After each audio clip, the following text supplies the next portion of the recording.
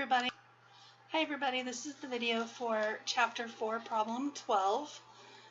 It is on page 171 and 172 in your textbook. So the first thing we're asked to do is compute a predetermined overhead rate for Minotti.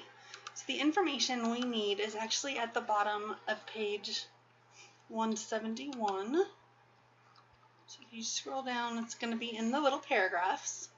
So for the first part, we're asked to find the predetermined overhead rate. So to calculate that, we're going to take our expected overhead, and that is going to be divided by the practical level of machine hours. So you're going to get a dollar amount per hour. So you're going to get $1 per hour. And you're going to need that dollar amount per hour to complete part 2 of the question. And so if you go to the book, if you look, it says the expected overhead is 3.8 million, and the practical level of activity is 250,000 machine hours.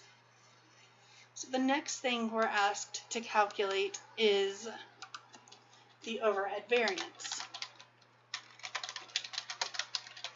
So to calculate that, we're going to take our applied overhead, and to calculate that, you're going to have to take the dollar amount from number 1, so the dollar per hour, so it's going to be the dollar per hour, that is going to be multiplied by the machine hours used. So that is going to be a different amount than the practical level of machine hours.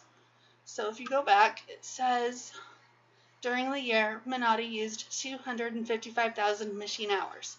So that's the amount you're going to multiply the answer from number 1 by. So far, it's fairly simple. Now, for number 3 and 4, there is a good problem in your book on page 136 that shows you the journal entries that you're actually going to use.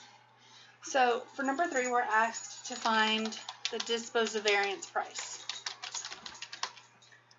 So we're going to use the number from, we're going to use the final number over here. And so if we go to page 136,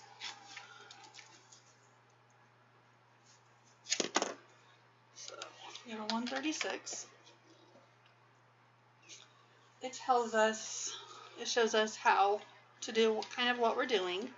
But the first entry you're going to need is for number 3. You're going to need the overhead control and the cost of goods sold. So that's the journal entry you're going to give me, but you're going to give me the amount from number 2. So this would be overhead control as a debit, and then the cost of goods sold, and then whatever amount that you received here. So let's change that to red.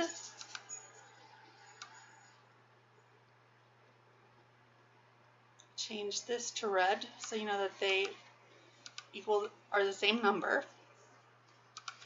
And this is going to give you the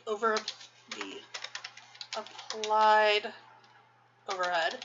You're going to need to tell me if it's over applied or under applied. So you're going to use this amount,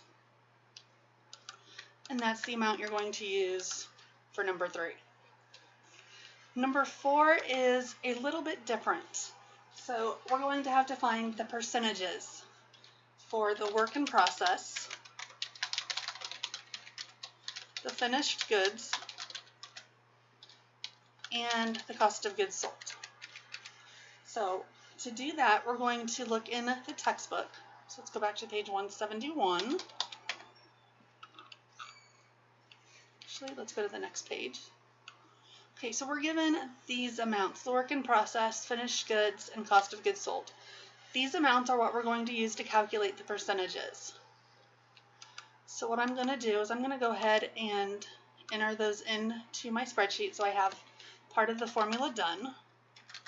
So that's 384,000, 416,000, and 1.2 million for cost of goods sold. So we're going to take each of these amounts, and it's going to be divided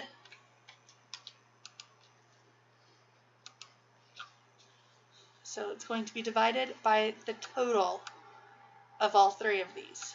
So for example, for this one, I'm going to go over here, I'm going to auto sum it, let the computer do the work. So that's, make that a little easier. So we're going to have 384,000 divided by 2 million. And that's going to give us a percentage. So if I pull up, the calculator, opened the wrong thing, close that. So we have 384,000 divided by 2 million. Gives us 1.192, and if we move the decimal places 2 places to the right, it gives us 19.2%. You're going to do the same thing with finished goods and cost of goods inventory. With finished goods and cost of goods sold. Then let's go back to page 136. And then if you scroll down, this is the other journal entry you're going to need. So you're going to show me overhead control, work in process, cost of goods sold, and finished goods inventory. So I'm going to go ahead and enter that into my spreadsheet.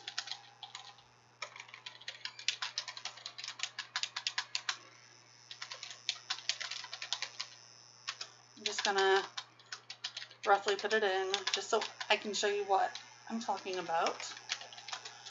Okay, now the overhead control amount is going to be the amount from above. To calculate the work in process, finished goods inventory, and cost of goods sold, you are going to take whatever that amount is, multiply it by the percentage. So in this case, it'd be multiplied by 19.2%. And then you would do the same thing with the finished goods inventory and cost of goods sold. And that is all there is for 412. If you have any questions on it, let me know, and I hope you guys have a great day.